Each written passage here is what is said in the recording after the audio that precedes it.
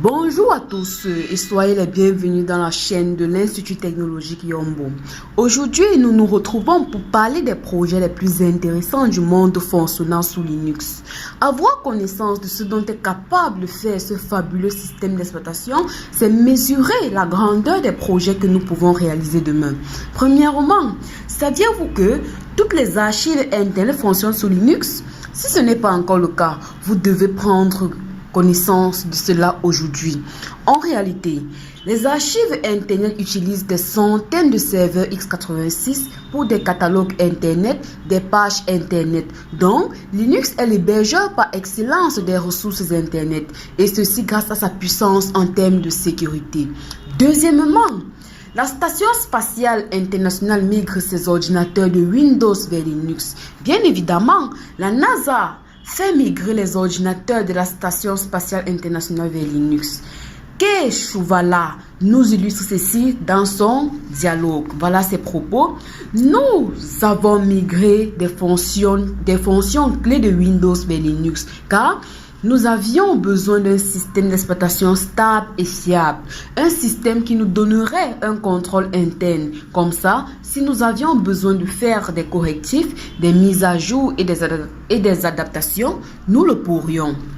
En fait, les astronautes à bord de la SSI utilisent les ordinateurs sous Debian. Ceci étant la décision de l'agence spatiale américaine qui a expérimenté aussi bien un robot sous Linux pour des tâches fastidieuses ou dangereuses.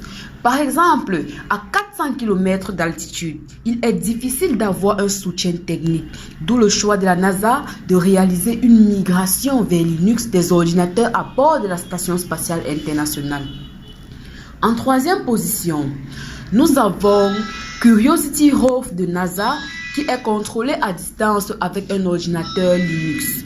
En fait, la NASA décide en 2013 de basculer les ordinateurs portables de la Station spatiale internationale qui tournaient jusque-là sous Windows XP vers l'une des distributions Debian. Ceci pour répondre aux besoins accrus d'énergie et s'affranchir des contraintes d'hiver martien et des périodes nocturnes. Ainsi, Linux préfère parmi les scientifiques. En fait, Linux est le préféré parmi les scientifiques de la planète. Il est donc pas surprenant que ce soit préféré par Mars. En quatrième position, vous savez que Hollywood fonctionne sous Linux. Il est difficile de trouver un grand studio qui ne s'appuie pas sur Linux comme principal animateur de ses effets spéciaux. Plus de 90% des serveurs et postes de travail des grandes compagnies d'animation fonctionnent sous Linux. Linux est le premier système d'exploitation à Hollywood. Dans l'industrie cinématographique, Linux a gagné car il fonctionne sur pratiquement tous les serveurs et postes de travail utiles pour produire les animations et effets spéciaux. Linux est utilisé pour créer la quasi-totalité des superproductions dans les salles de cinéma aujourd'hui. En cinquième position, vous savez que Linux court partout chez SpaceX. SpaceX est en réalité une agence spatiale américaine privée. Elle est spécialisée dans le domaine de l'astronautique et du vol spatial.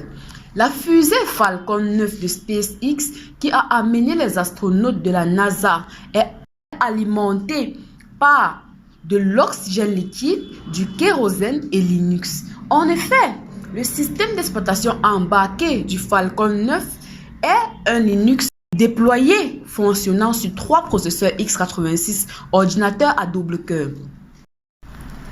La flotte de SpaceX ne voyage pas seule. Des ingénieurs de la société spatiale viennent en effet d'expliquer que chacun des 60 lancements mensuels des satellites du service Internet satellitaire Starlink transporte 4000 ordinateurs fonctionnant sous Linux. Maintenant, nous passons à quelques adoptants de Linux dans le domaine scientifique. Le bateau autonome ASV Robois, qui remporte en 2008 le premier championnat du monde en navigation à voile robotisée, fonctionne avec un GNU Linux. Nova est un robot sous-marin fonctionnant sous Debian. développé par les équipes d'étudiants de l'université Cornell qui remporte en 2009 le premier prix d'un concours organisé par la Marine des États-Unis. À cette occasion, le chef de projet décrit Debian en ces termes. Nous l'utilisons non seulement sur le véhicule, mais aussi sur les ordinateurs de notre laboratoire et nos serveurs. Et nous l'utilisons pour développer notre électronique personnalisée. En septembre 2011, un Nissan de 10 robots volants autonomes lancé par le laboratoire des systèmes intelligents de l'école polytechnique fédérale de Lausanne en Suisse.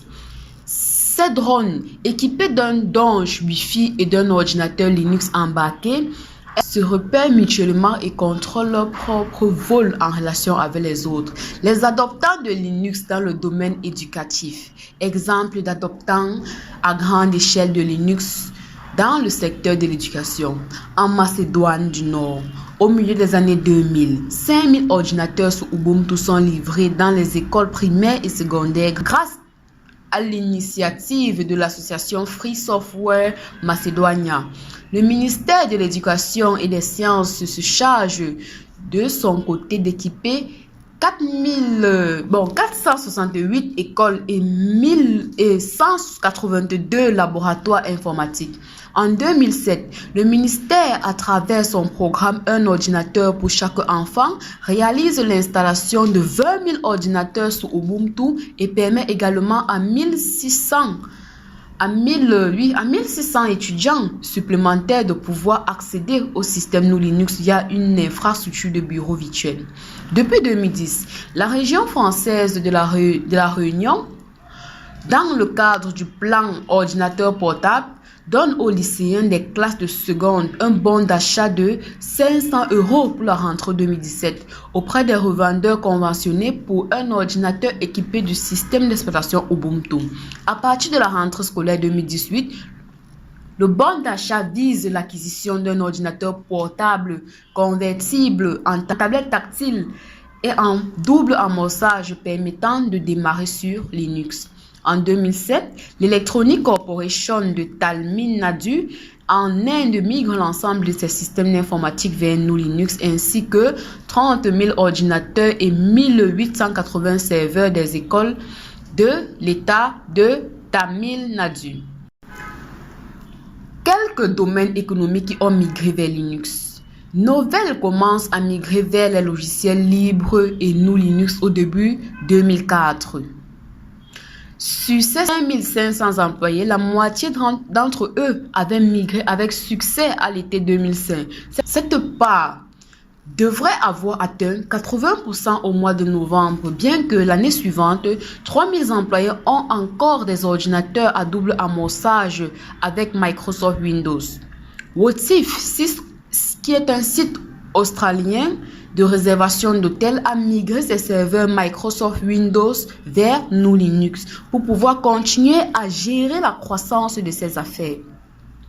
Une branche de la Banque Société Générale, BHFM, banque de détail hors France métropolitaine, entreprend en 2006 de migrer 20% de ses 54 000 postes de travail vers GNU Linux. MUFG Union Bank of California annonce en janvier 2007 migre ses infrastructures IT réseau de AIX vers Red Hat Enterprise Linux afin de réduire ses coûts de dépenses. Peugeot, le constructeur automobile français, dévoile en 2007 un plan de déploiement de 20 000 postes équipés de SUSE Linux Enterprise Desktop ainsi que 2500 serveurs équipés de SUSE Linux Enterprise Server de Novell. À partir de l'an 2000, Amazon, le célèbre site de vente en ligne américain, commence à déployer GNU Linux pour presque toutes les facettes de son activité. Amazon Web Services, AWS, permet à ses clients d'utiliser plusieurs distributions Linux dont Amazon Linux développé par l'entreprise et basé initialement sur Red Hat Enterprise Linux, puis sur Fedora.